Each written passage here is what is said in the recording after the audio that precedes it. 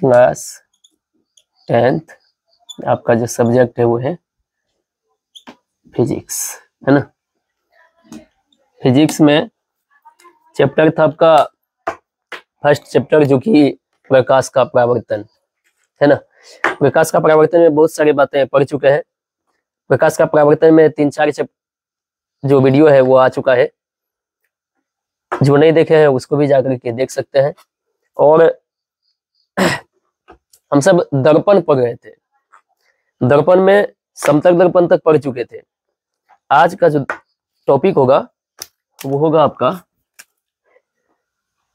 ऐसे star point देंगे, गोलीय दर्पण, गोलीय दर्पण, ठीक है, समझते जाइएगा, उसके बाद नोट कीजिएगा।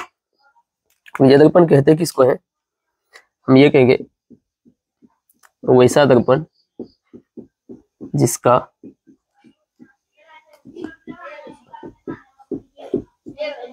परावर्तक सतह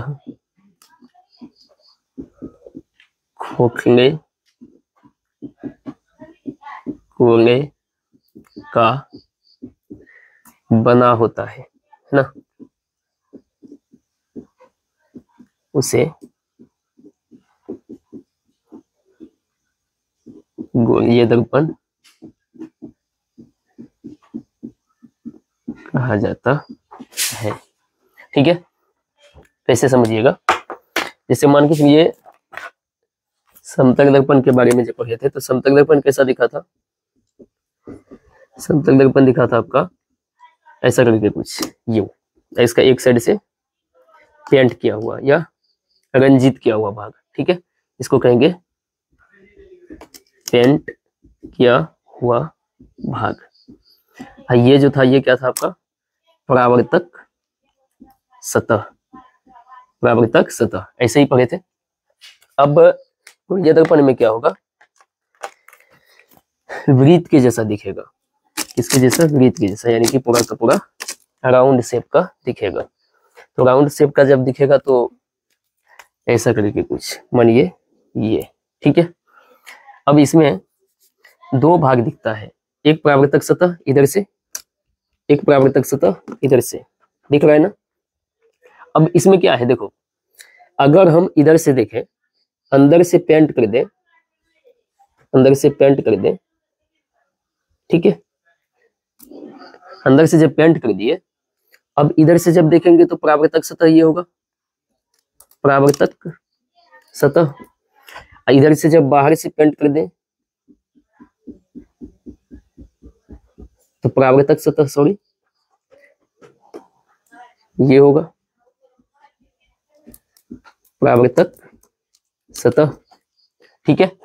अब आपने क्या देखा, इसमें जब देख रहे हैं तो परावर्तक सतह जो है वो उठा हुआ है, इसमें जो देख रहे हैं तो परावर्तक सतह कैसा है, धंसा हुआ। तो जिसका परावर्तक सतह उठा होता है उसको कहते हैं उत्तल दर्पण, ठीक है। जिसका परावर्तक सतह धंसा होता है उसको कहते हैं अवतल दर्पण। मतलब यहाँ से आपने ये भी सीखा कि गोलीय दर्पण को कितने भाग में बांटा जाएगा, 2 भाग में। कौन कौन होगा, अवतल दर्पण और उत्तल दर्पण, ठीक है। तो नीचे दे देते हैं,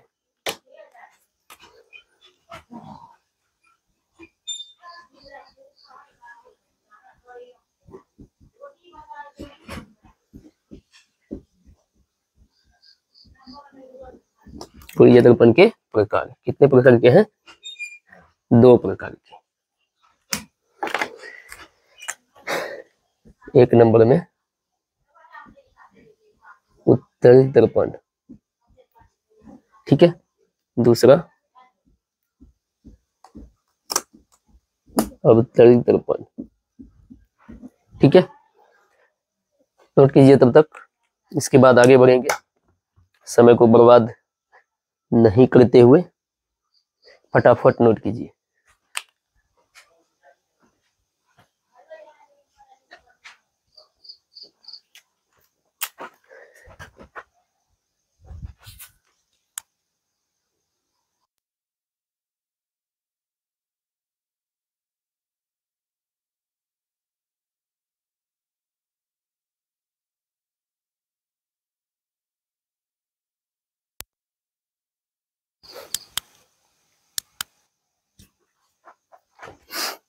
हो गया होगा, नहीं हुआ होगा तो वीडियो को रोक करके नोट कर लीजिएगा, ठीक है।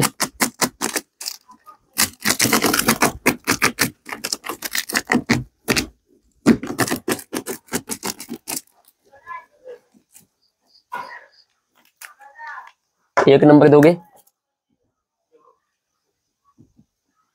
उत्तरी दर्पण, ठीक है भाई, बड़े लीजिए। वैसा दर्पण जिसका परावर्तक सतह उभरा यानी उठा हुआ हो या उठा हो, उसे कौन सा दर्पण कहा जाएगा भाई? उत्तरी दर्पण कहा जाता है, ठीक है। एक काम करेंगे, डेफिनेशन दोनों दर्पण का दे देते हैं, डायग्राम एक ही साथ दोनों का बना देंगे, हो जाएगा।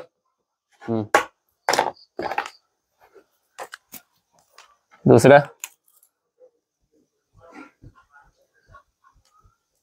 अवतरी दर्पण, ठीक है।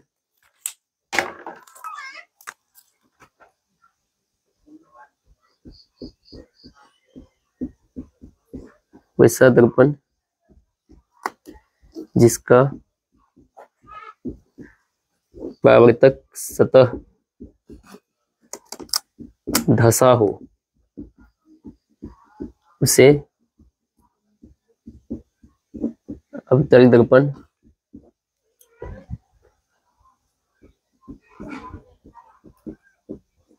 कहा जाता है, ठीक है भाई। अब डायग्राम पे ध्यान दीजिएगा।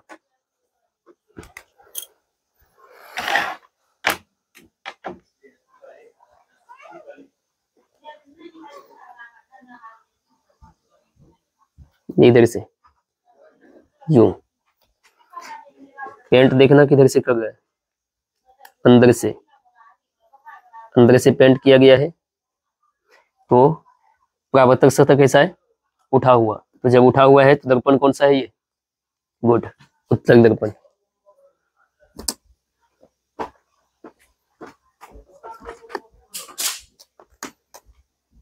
है ना। दूसरा,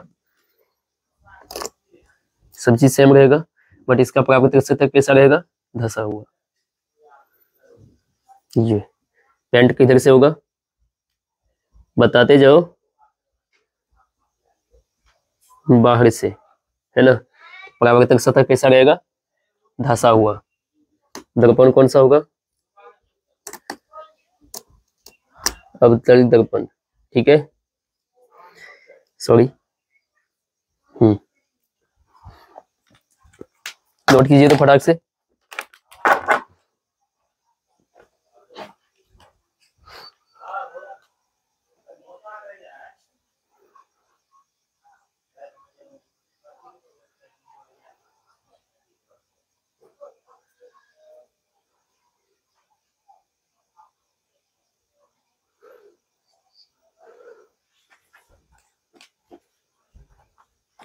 हो गया होगा, नहीं हुआ तो वीडियो को रोक करके कीजिएगा, है ना।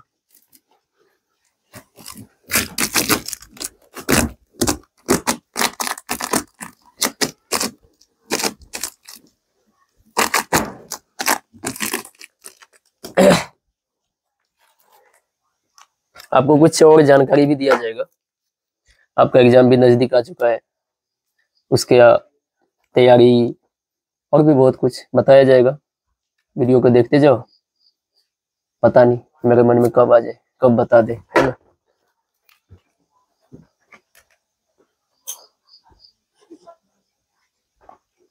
ठीक है, अब जो है इंपॉर्टेंट चीज अब स्टार्ट होती है ना, ध्यान रखना। अभी तक जो पढ़े थे बस मजा आ रहा था, क्या है, पॉइंट दिया, डेफिनेशन दिया, खत्म। लेकिन अब नहीं, अब जो आएगा उसको याद करने से अच्छा होगा, समझते जाओगे तब जाके अच्छा रहेगा। ठीक है, तो हमें उम्मीद है कि आप समझते जाओगे। उम्मीद पे खड़ा उतरना तो आपका काम है कि नहीं। देखिए स्टार पॉइंट बना दीजिएगा एकदम बढ़िया सा ऐसे, और ये दर्पण से संबंधित महत्वपूर्ण, ध्यान दीजिएगा क्या कहा गया है, महत्वपूर्ण तथ्य, इस बात को ध्यान रखना, इम्पोर्टेंट। कौन कौन चीज आता है वो देखोगे। एक नंबर पे आ जाता है आपका, उसको कहते हैं ध्रुव। क्या कहा जाता है, ध्रुव। एक वीडियो बनाता है वो ध्रुव राठी, वो नहीं भाई, यहाँ पे दर्पण का ध्रुव का बात किया गया है। ठीक है,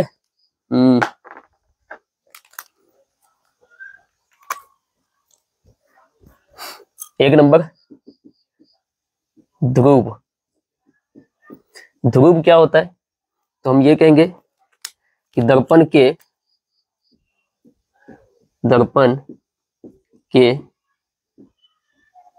मध्य बिंदु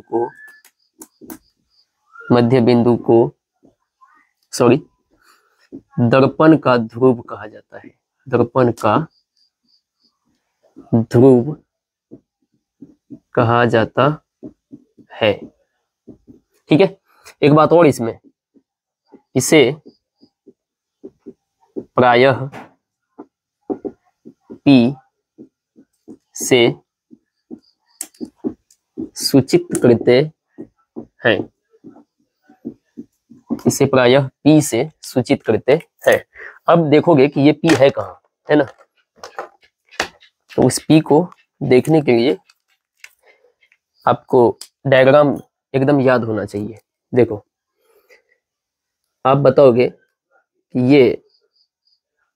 ये कौन सा दर्पण है, तो हम इधर से पेंट कर दिया तो कौन सा दर्पण हो जाएगा, अवतल दर्पण। ठीक है, तो इसका जो ये मिड पॉइंट होगा, ये मिड पॉइंट, इसी का नाम होगा ध्रुव, यानी कि P दे दिए, समझ जाएंगे।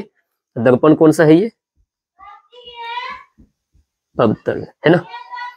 अब देखो ये कौन सा दर्पण होगा, इधर से पेंट कर दिया,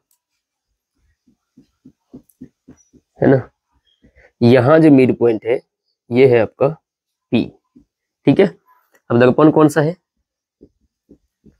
उत्तल दर्पण। यहां भी दे देते हैं कौन सा दर्पण, अवतल दर्पण। हो गया। अब दूसरा पॉइंट कुछ और आता है। दूसरा पॉइंट है आपका वक्रता केंद्र। वक्रता केंद्र, ठीक है।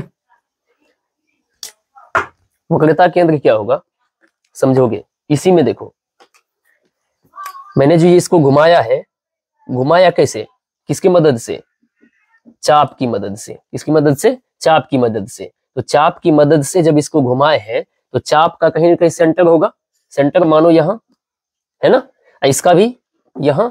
तो ये जो सेंटर होता है ना, इसी सेंटर का नाम होता है वक्रता केंद्र। तो हम इसको हटा देते हैं, नोट करते हैं इसका डेफिनेशन। ठीक है,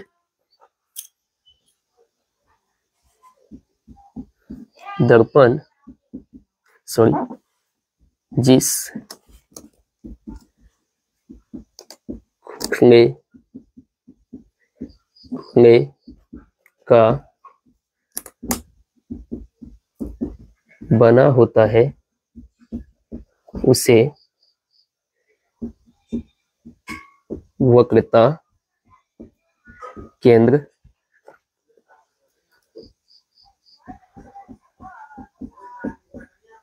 कहा जाता है। ठीक है, इसका भी डायग्राम बना देते हैं। मानो ये है ना, इधर से पेंट कर दिया,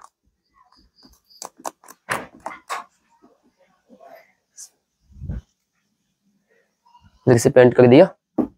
यहां पर क्या था आपका P, टी तो अपन यहाँ डिनोट कर दिए हैं। अब इसका सेंटर मानो यहाँ,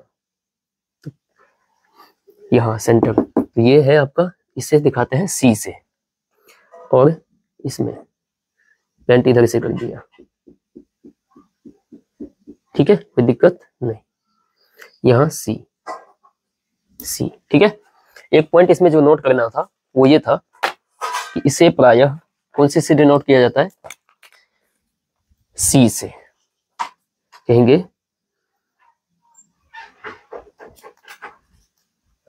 वक्रता केंद्र को प्रायः सी, ध्यान रखना, सी से सूचित करते हैं। ठीक है, नोट कीजिएगा। ये तभी ऐसे बता रहे थे चाप, है ना, इसको हटा देते हैं।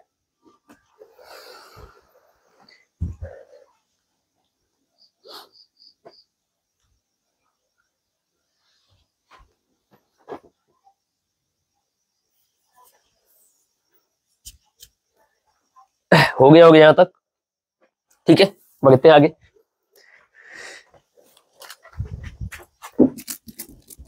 अब इसमें आएगा, उसका नाम होगा प्रधान अक्ष। सॉरी, कोई नहीं।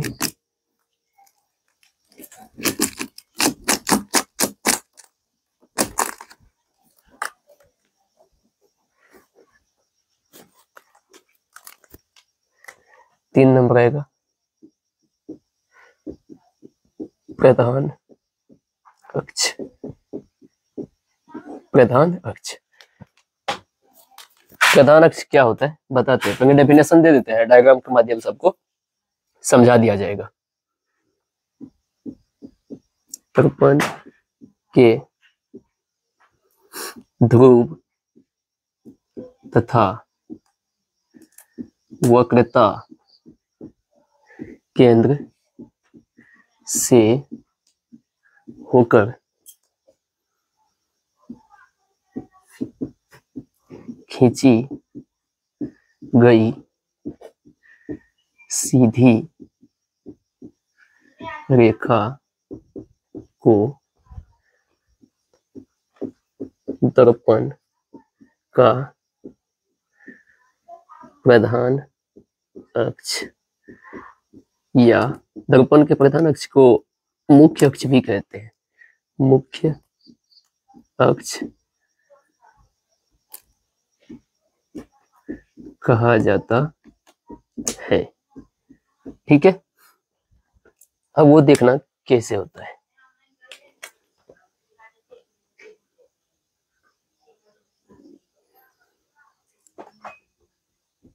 ये बन गया अब तक दर्पण। ठीक है, ठीक है भाई, ये रहा आपका P। ठीक है, P, यहां मानो ये है C। ठीक है, तो क्या है, P और C इन दोनों से होकर के जा रही है रेखा, कैसा है, सीधी रेखा, है ना, इसको कहेंगे प्रधान अक्ष। दर्पण बताओ कौन सा है ये, तो आप कहोगे अवतल दर्पण। कौन सा दर्पण, अवतल दर्पण। ठीक है, अब जो है दूसरा,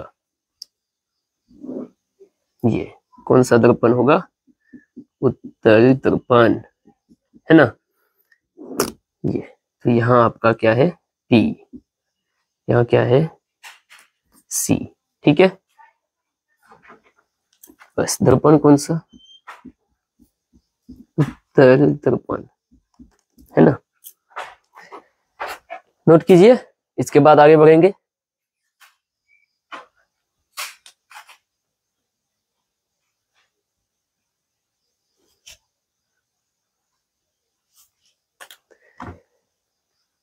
चलिए अब देखते हैं जरा फोकस को। किसे, फोकस को।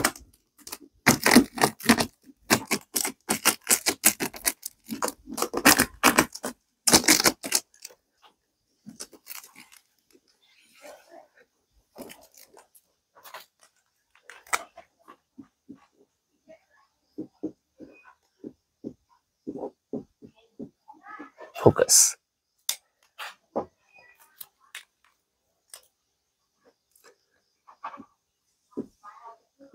प्रधान अक्ष के समांतर जाती प्रकाश की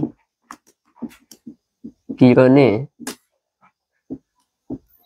दर्पण से परावर्तन के बाद प्रधान अक्ष को जिस किसी बिंदु पर या जिस बिंदु पर काटती है या जिस बिंदु से आती हुई प्रतीत होती है उसे दर्पण का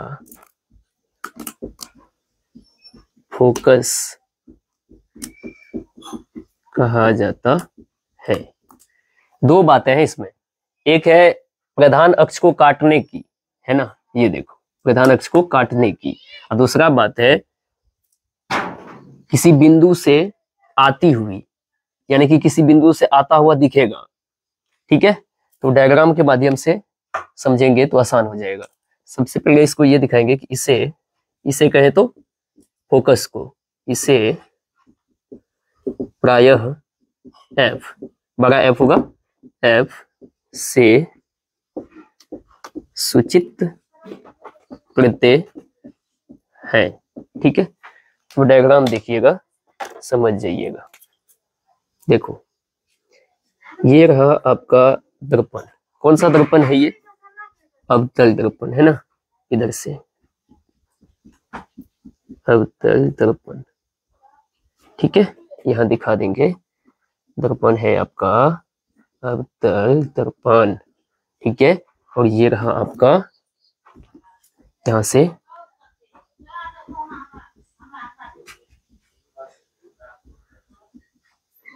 ये रहा आपका उत्तल दर्पण।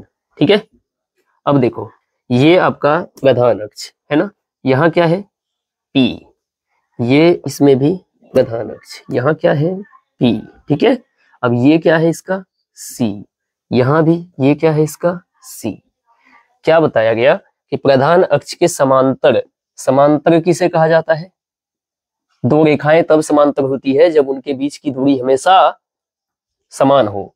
तो मानो ये प्रधान अक्ष है, इसके समांतर प्रकाश की किरण यहां से गई। ठीक है, गई, तो जैसे ही प्रकाश की किरण दर्पण पर आती है तो दर्पण से क्या होता है, उसका परावर्तन होता है। परावर्तन होने के बाद प्रधान अक्ष को ये वापस आएगी इधर से, देखो तो यहां पर काट दिया, यानी कि इधर से गई थी, इधर से वापस आई है, तो यहां पर जो काट दिया इसी बिंदु को कहा जाएगा फोकस। आप फोकस को कौन से डिनोट करेंगे, एफ से। ठीक है, इसमें देखो ये प्रधान अक्ष के समांतर मानो ये। ठीक है, अब ये गुजर गई इधर से, मानो इधर से है ना। अब बताओ ये इधर से गई तो क्या बताओ ये प्रधान अक्ष को कहीं काटेगी, प्रधान अक्ष इधर है, ये जा इधर रही है, क्या काटेगी, नहीं। तब क्या करेंगे, इसे हम पीछे की तरफ बढ़ाएंगे तो डॉट में, कैसे, डॉटेड।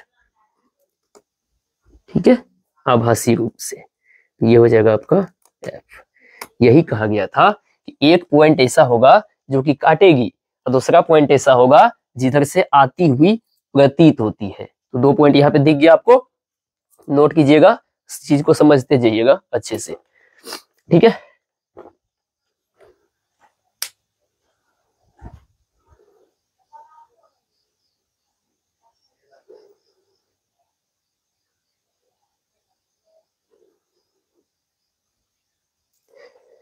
चलो हो गया यहाँ तक।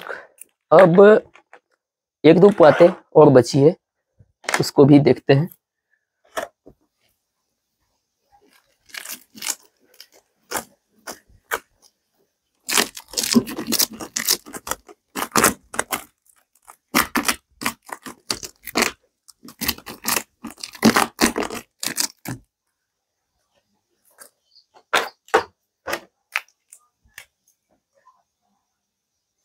पॉइंट होगा 5वां,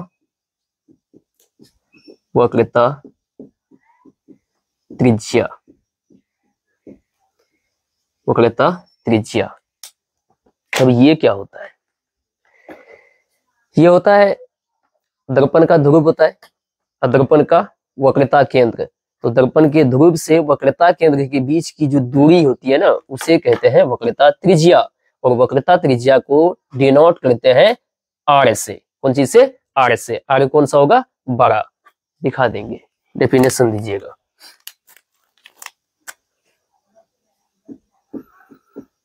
दर्पण के ध्रुव तथा वक्रता केंद्र के बीच की दूरी को वक्रता त्रिज्या कहा जाता है। ठीक है, देखो डायग्राम से समझेंगे। कौन सा दर्पण है? सॉरी, अवतल दर्पण। ठीक है, ये क्या है? P। ये क्या है? F। यहाँ क्या है? C। अब देखो, ये दर्पण का ध्रुव यहां तक, ये दर्पण का, सॉरी, तो वक्रता त्रिज्या बता रहे ना, तो फोकस नहीं, वक्रता केंद्र पे यहां से यहां तक का जो डिस्टेंस होगा उसे कहेंगे R। क्या कहेंगे? R। ये हो गया। अब दूसरा देखिए, सॉरी, दर्पण थोड़ा सा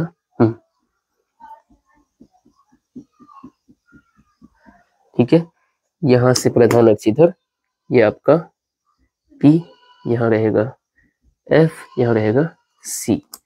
तो दर्पण का ध्रुव यहाँ, दर्पण का वक्रता त्रिज्या यहाँ, ये सॉरी वक्रता केंद्र, तो इसके बीच का जो डिस्टेंस होगा उसको कहेंगे R। ठीक है, देंगे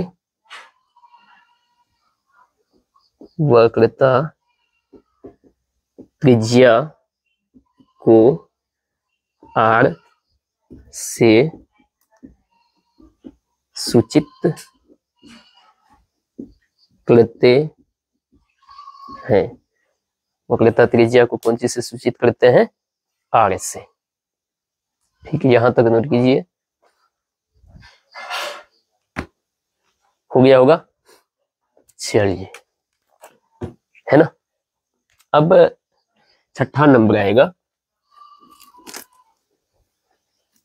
छठा नंबर होगा आपका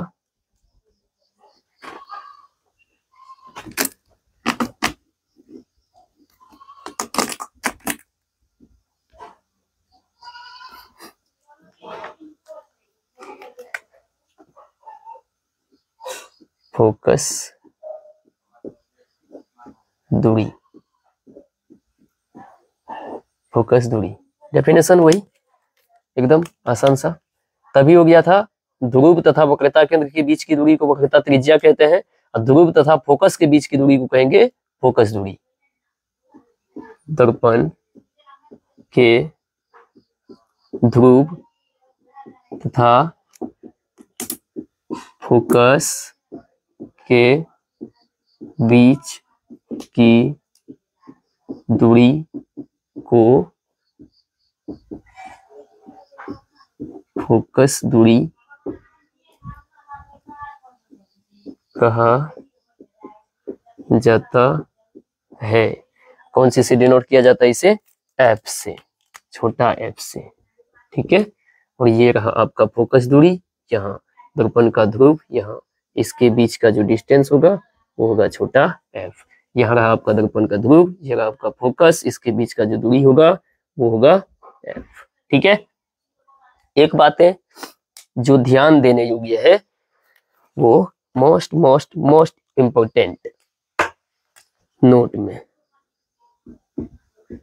नोट, उत्तल दर्पण की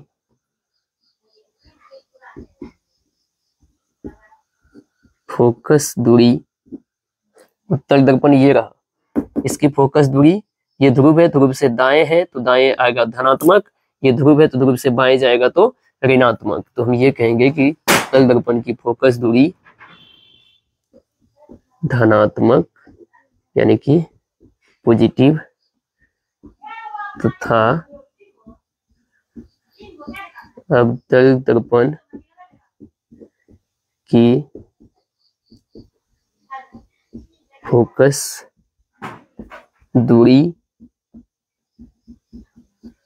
ऋणात्मक यानी कि नेगेटिव होती है। इसको बहुत ही अच्छे से दिमाग में इसको फिट रखिएगा। ठीक है।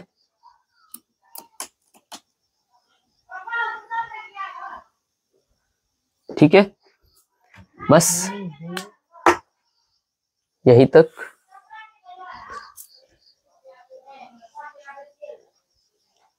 थोड़ा सा ये आ नहीं रहा था।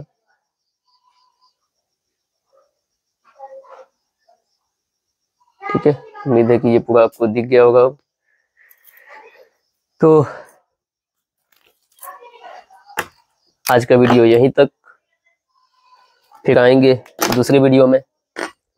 तब तक देखते रहिए, पढ़ते रहिए,